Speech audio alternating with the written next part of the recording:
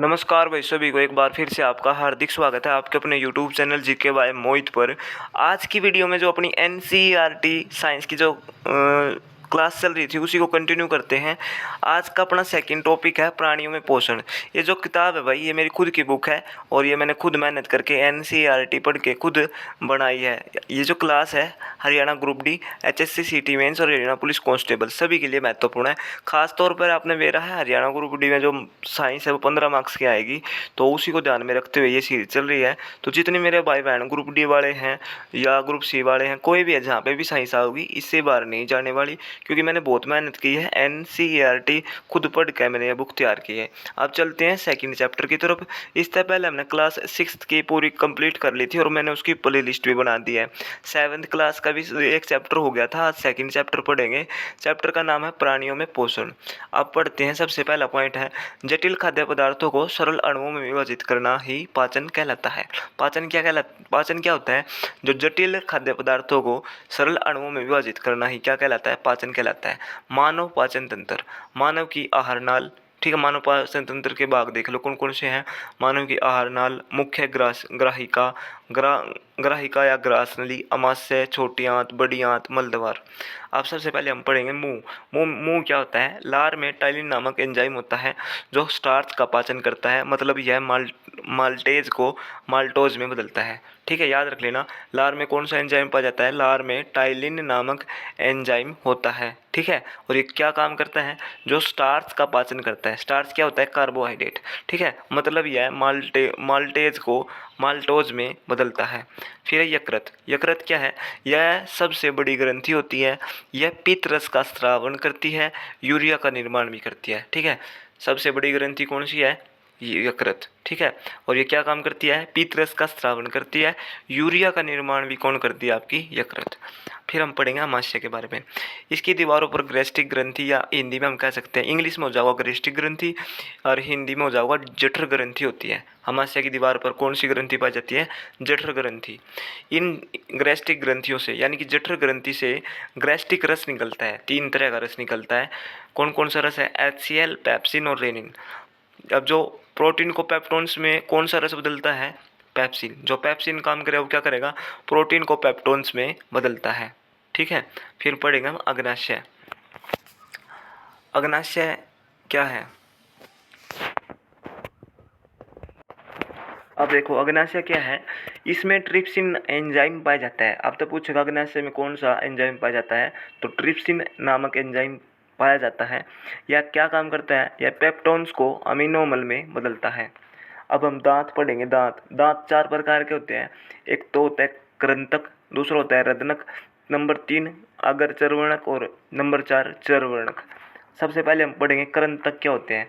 ये काटने या कुतरने के काम आते हैं। काटने या कुतरने के लिए कौन से दांतों को यूज किया जाता है? कृंतक का। ये 6 माह की उम्र में निकलते हैं। 6 महीने के बच्चों में ये विकसित होते हैं भाई। नंबर दूसरा दांत है आपका रदनक। रदनक का क्या काम है? ये भोजन को चीरने या फाड़ने के काम आते हैं।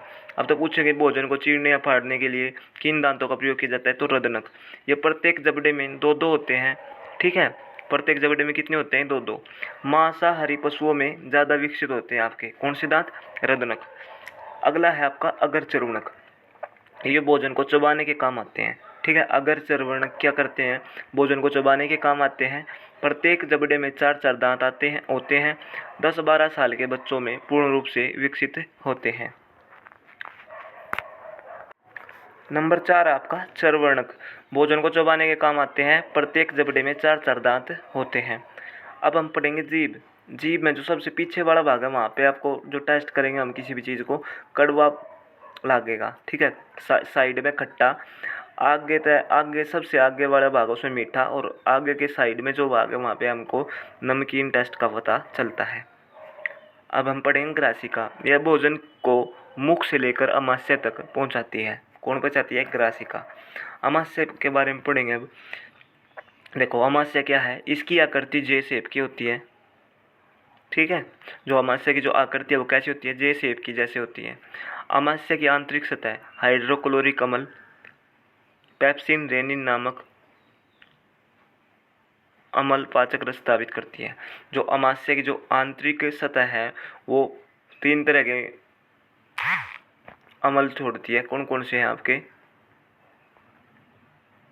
देखो वो है आपकी अमाशय की आंतरिक सतह हाइड्रोक्लोरिक अम्ल, पेप्सिन और रेनिन नामक अम्ल पाचक रस स्रावित करती है, जो अमाशय की जो आंतरिक सतह है। ठीक है, श्लेष्मल अमाशय की आंतरिक अस्तर को सुरक्षा प्रदान करता है। अब हम पढ़ेंगे HCl, जो हमें ये 3 तरह के अम्ल पढ़े हैं ना हमने यहाँ पे, कौन कौन से, हाइड्रोक्लोरिक अम्ल, पेप्सिन और रेनिन। अब इसमें हम सबसे पहले पढ़ेंगे HCl, हाइड्रोक्लोरिक अम्ल। क्या करता है, खाने के साथ आए जीवाणुओं को नष्ट करता है और खाने को अम्लीय बनाता है, अम्लीय माध्यम तैयार करता है। अमाशय की दीवारों पर जठर रस, पाचक रस पाया जाता है, जो प्रोटीन को पेप्टोन्स में बदलता है। ठीक है, जो अमाशय की जो दीवारों पर एक जठर रस पाया जाता है, उस रस का क्या नाम है, मतलब ये रस क्या करता है, प्रोटीन को पेप्टोन्स में बदलता है। ठीक है, प्रोटीन को क्या करेगा ये, देखो अमाशय की दीवारों पर जठर रस, पाचक रस पाया जाता है, उस रस का क्या नाम है आपका, एक तो रस का नाम पूछेंगे, कौन करता है ये काम, पेप्सिन। ठीक है, पेप्सिन नामक जो एंजाइम होता है वो क्या करता है, पेप्सिन नामक रस। ठीक है, अमाशय की दीवारों पर पेप्सिन नामक पाचक रस पाया जाता है, जो प्रोटीन को पेप्टोन्स में बदलता है। अब पढ़ेगा अग्नाशय। अग्नाशय क्या होता है, यह हल्के पीले रंग की बड़ी ग्रंथि है। ठीक है, अमाशय के ठीक नीचे स्थित होती है। अग्नाशय क्या है, अग्नाशय देखो, अग्नाशय क्या है, हल्के पीले रंग की बड़ी ग्रंथि है, जो अमाशय के ठीक नीचे स्थित होती है। अग्नाशय से अग्नाशिक रस निकलता है। अग्नाशय से कौन सा रस निकलता है, अग्नाशिक रस निकलता है, जो कार्बोहाइड्रेट और प्रोटीन पर क्रिया करता है तथा कार्बोहाइड्रेट व प्रोटीन को इनके सरल रूप में परिवर्तित करता है।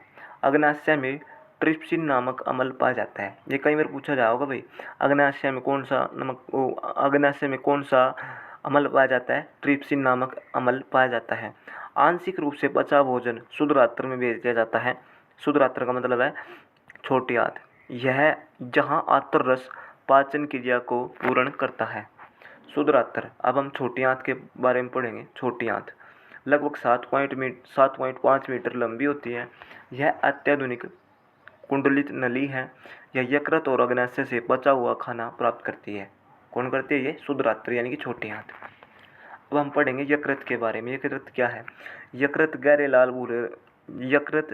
लाल भूरे रंग की ग्रंथि है। यह उदर के ऊपरी भाग में दक्षिण की ओर अवस्थित होती है आपकी। कौन सी, यकृत। यकृत क्या है, गहरे लाल भूरे रंग की ग्रंथि है, उदर यानी कि पेट के ऊपरी भाग में दक्षिण की ओर अवस्थित होती है। यह शरीर की सबसे बड़ी ग्रंथि है।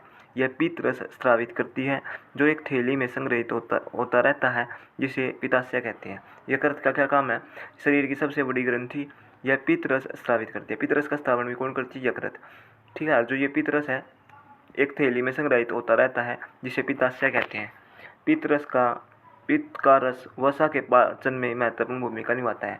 जो ये पित्त रस है ये क्या करता है, वसा के पाचन में महत्वपूर्ण भूमिका निभाता है। अब अगला है आपका रेशम कीट पालन को क्या कहते हैं, सेरिकल्चर। ये तो मैंने वैसे ही ऐड कर दिया था इसमें। बृहदात्र। बृहदात्र का मतलब है बड़ी आंत। यह छोटी आंत की तुलना में छोटी होती है। जो बड़ी आंत है ना, छोटी आंत की तुलना में क्या होगी, चौड़ी होगी, छोटी होगी। ठीक है, यह लगभग 1.5 मीटर लंबी होती है, जो बड़ी आंत होती है। इसका मुख्य कार्य जल एवं कुछ लवणों का अवशोषण करना है। ठीक है, जो बड़ी आंत है उसका मुख्य कार्य क्या है, इसका मुख्य कार्य क्या है, जल एवं कुछ लवणों का अवशोषण करना होता है।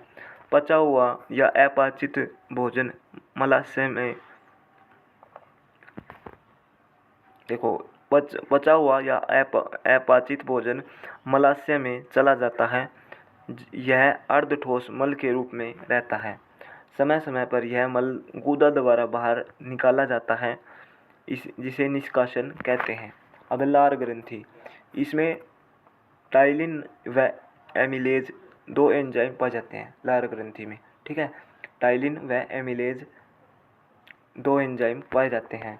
टाइलिन व एमिलेज के कार्य, जो टाइलिन और एमिलेज के कार्य हैं वो देख लेते हैं। जटिल भोजन को छोटे छोटे ग्लूकोज में बदलता है। क्या करते हैं, जो जटिल भोजन है उसको क्या करेंगे, छोटे छोटे ग्लूकोज में बदलता है। यह दोनों एंजाइम मुंह के अंदर हमारी लार में पाए जाते हैं। जो टाइलिन और एमिलेज नामक एंजाइम है, क्या कहाँ पाए जाते हैं? मुख के अंदर हमारी लार में, जो लार होती है उसमें पाए जाते हैं। अमाशय, अमाशय के बारे में पढ़ेंगे। अमाशय जठर रस, इसमें भी 2 एंजाइम पाए जाते हैं। ठीक है, अमाशय में 2 रस पाए जाते हैं। सबसे पहला है पेप्सिन, यह प्रोटीन को पेप्टाइड में बदलता है। जो रेनिन, जो पेप्सिन है, क्या करेगा? ये प्रोटीन को पेप्टाइड में बदलता है, याद रख लेना। रेनिन का क्या काम क्या है? यह केसिन को पैराकेसिन में बदलता है, रेनिन का। ठीक है, रेनिन का काम क्या है? देखो, पेप्सिन का काम क्या है? प्रोटीन को पेप्टाइड में बदलता है। ठीक है, और रेनिन क्या करता है? ये केसिन को पैराकेसिन में बदलता है। इन्हीं एंजाइमों को पाचक रस, गैस्ट्रिक जूस, जठर रस भी कहा जाता है। अब हम पढ़ेंगे अमाशय के बारे में।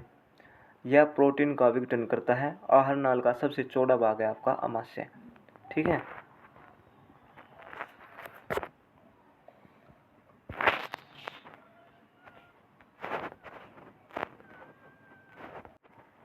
ठीक है। तो अमाशय क्या है? देखो, अमाशय के बारे में एक बार फिर से पढ़ देते हैं। अमाशय के बारे में पढ़ते हैं। यह जे आकार का होता है। अमाशय मैंने ऊपर ही पढ़ा था।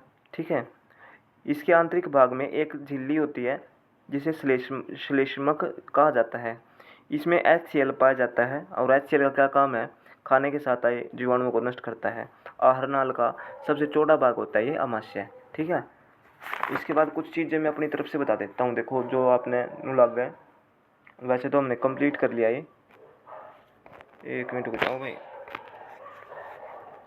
तो भाई, जो अपना टॉपिक था आज, ये कंप्लीट हो चुका है वैसे पूरा। ठीक है,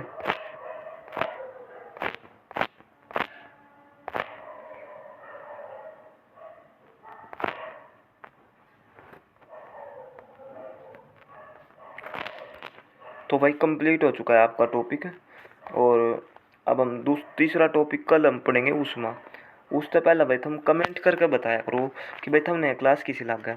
मैं पूरे गारंटी और पूरे वादे के साथ कह सकता हूँ, जो भी भाई बहन ग्रुप डी की तैयारी करता हो और उन्हें नो लगा कि भाई हम साइंस की इतने करा, तो ये मेरी पीडीएफ जो भी पढ़ लेगा ना, उसका अच्छा स्कोर आएगा। 1-2 क्वेश्चन छोड़ के सारे क्वेश्चन यहीं से आने हैं, क्योंकि NCERT है और ये क्लास 7th की चल रही है। अभी 6th की हम कंप्लीट कर चुके हैं, अभी 7th की चल रही है। जो 7th 8th 9th 10th तक आप कंप्लीट कर लोगे तो आपका लेवल अचानक ही, मतलब बड़ा बहुत अच्छा लेवल हो जाएगा आपके साइंस का। ठीक है, आपको मार्क्स नहीं कटेगा। तो कमेंट करके ज़रूर बताइए तो हमने क्लास की लगी। आज की वीडियो में इतना ही। जय हिंद, जय भारत।